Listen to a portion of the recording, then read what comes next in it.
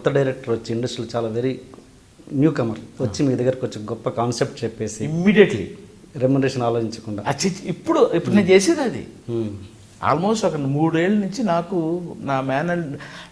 నా మేనల్ ఒకటి తయారయ్యాడు.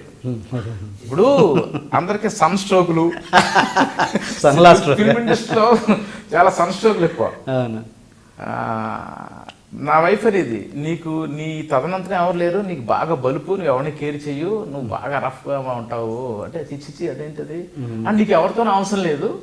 ఓకే అబ్బాయి అదేం లేదా ఈడుస్తే తయారయ్యాడు. ఇప్పుడు ఈ నా కొడుకు కోసం నేను ఫోన్ చేసి ఇప్పుడు సపోజ్ నాకు కాజల్ సమంత కావాలి హీరోయిన్గా, వీడికో సమంత ఏం చేస్తున్నావు సామ్ వాట్స్ హ్యాపెనింగ్ అవయ్యూ ఏంటి అడ్రస్ పిచ్చిగా ఉంది మంచి ఇలా మాట్లాడతాం. ఇప్పుడు హాయ్ డార్లింగ్ ఏం చేస్తున్నావు నాన్న ఒక కథ ఉంది రా సామ్ ఇలా మాట్లాడాల్సి వస్తుంది వీడి కోసం. ఓకే సో అంతకుముందు నా దగ్గరికి ఇప్పుడు కాదు, నేను కెమెరామెన్గా పనిచేసేటప్పుడు కూడా ఎవరన్నా డైరెక్టర్స్ నా దగ్గరికి వస్తే కథని ఏ హీరో అయినా సరే ఆ హీరో ఇంటికి వెళ్ళిపోయాడు నేను కారులో ఎక్కించుకుని.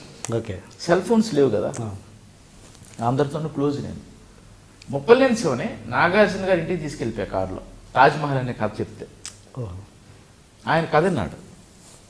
అప్పుడు నేను వారసుడు చేసి ఆయనతో చేసి కథని ఒక సినిమా చేసినామని చోట కథ బాగుంది. అదేంటి అప్పటికైనా చేయలేదా తాజ్మహల్ బిఫోర్?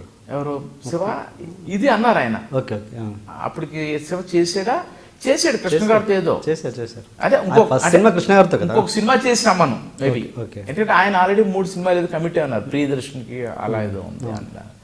సో తర్వాత దాన్ని శ్రీకాంత్తో చేసి సో అప్పటి నుంచి ఉంది నాకు అలవాటు. ఎవరన్నా మంచి కథ చెప్తే నేను వెనక భుజాల మీద వేసుకుని ఏదో ట్రై చేస్తుంటాను నేను.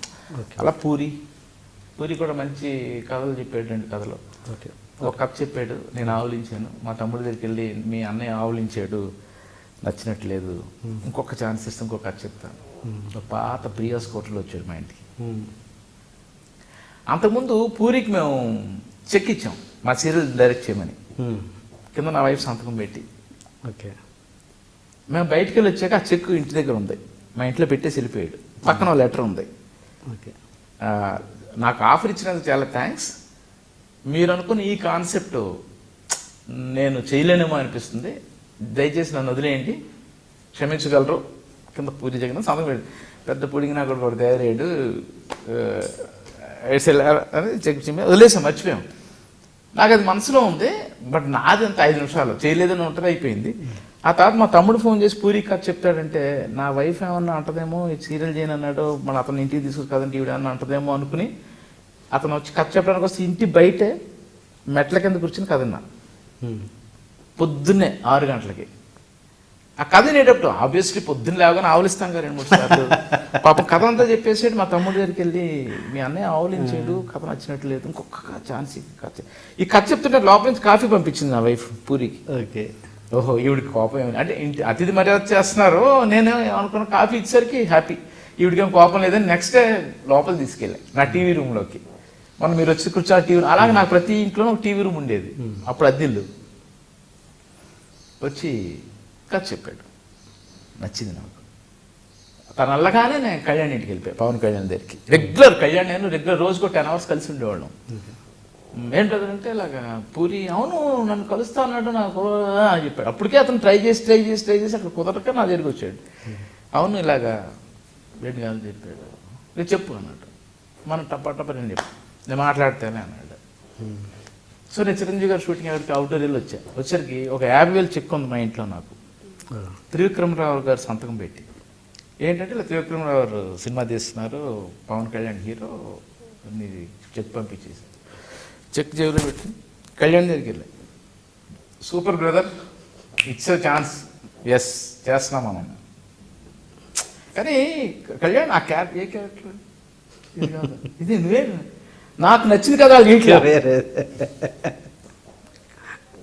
బద్రీనాథ్ అన్నాడు. అదేంటది ఇది కదా ఇట్లు నాకు నచ్చింది ఇట్లు శ్రావణ సుబ్రహ్మణ్యం, కళ్యాణ్కి నచ్చింది బద్రి. కళ్యాణ్ అతను ఆ థింకింగ్ లెవెల్స్ ఎలా ఉంటాయంటే ఇట్లు శ్రావణ సుబ్రహ్మణ్యం ఒక చోటకి లాగొద్ది, అందులో ఒక క్యారెక్టరైజేషన్ ఒక పవర్ లేదు, ఇందులో నాకు ప్రకాష్ రాజ్కి ఒక ఒక ఇది ఉంది, కాన్ఫ్లిక్ట్ ఉంది.